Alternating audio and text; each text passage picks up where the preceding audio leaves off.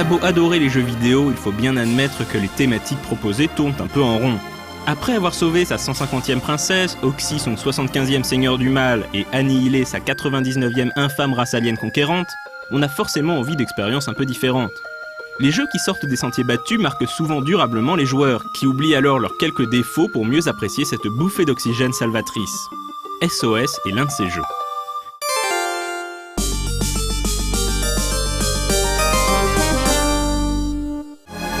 Inspiré des films catastrophes des années 70, en particulier l'aventure du Poséidon, SOS prend intégralement place à bord du Lady Critiania, un luxueux paquebot une froide nuit de 1921. On le disait insubmersible. Quelques minutes après le début de la partie, une gigantesque lame de fond va briser cette naïve illusion.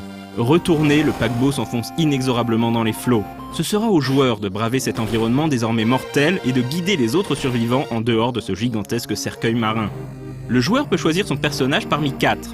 Il y a Caprice Wisher, le jeune architecte qui n'en peut plus de veiller sur sa sœur malade, le pasteur Redwin Gardner, le vieux Dr Howell, et Luke Hines, un membre de l'équipage rescapé.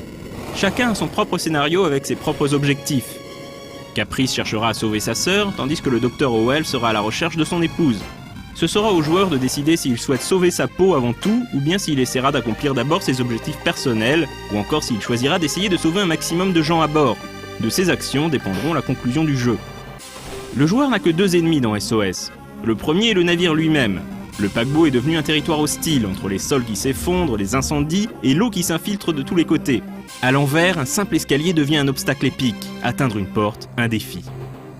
Qui plus est, le navire penche régulièrement d'un côté ou de l'autre, changeant la topographie du terrain. Certains chemins ne sont accessibles qu'en profitant de l'inclinaison des murs qui deviennent alors praticables. Mais attention, car le navire finit toujours par pencher dans l'autre sens, tel un balancier. Les développeurs de Vic Tokai ont exploité astucieusement le mode 7 de la Super Nintendo pour créer cet effet saisissant. L'autre ennemi du joueur, c'est le temps. SOS est une course contre la montre. Si le joueur est trop lent, il coulera avec le navire. Lorsque le joueur succombe à l'un des nombreux dangers de l'environnement, il n'y a pas de game over. Le personnage finit par se relever, mais perd de précieuses minutes. Pour obtenir la meilleure fin du jeu, le joueur devra accomplir une série d'actions en respectant un timing sans faille. Il n'a en effet qu'une petite heure pour y parvenir. Une autre particularité du jeu est la gestion des PNJ. Certains accepteront de suivre le joueur sans sourciller. D'autres demanderont d'abord d'accomplir certaines actions, comme cette petite fille qui cherche sa maman, ou cette femme qui refuse d'abandonner le corps de son époux. Lorsqu'un personnage accepte de suivre le joueur, il devient possible de lui donner des ordres simples, un peu comme avec les Mudokons dans les jeux Oddworld. Le principal défaut de SOS est sa grande difficulté. Le jeu repose intégralement sur le principe de l'essai et de l'échec.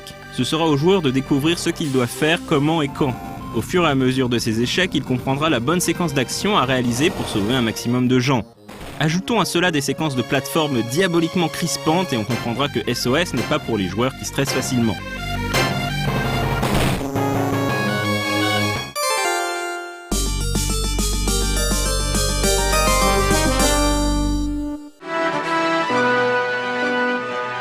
Les développeurs tenteront de donner une suite à SOS en 1999 sur PlayStation avec Septentrion Out of the Blue.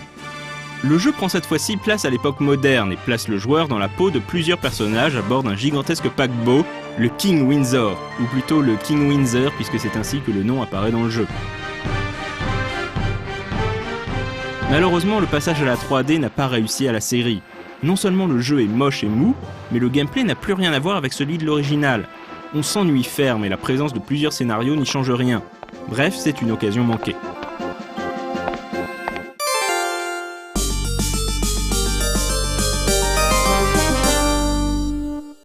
SOS est une perle méconnue de la Super Nintendo et un jeu qui mérite d'être redécouvert d'urgence.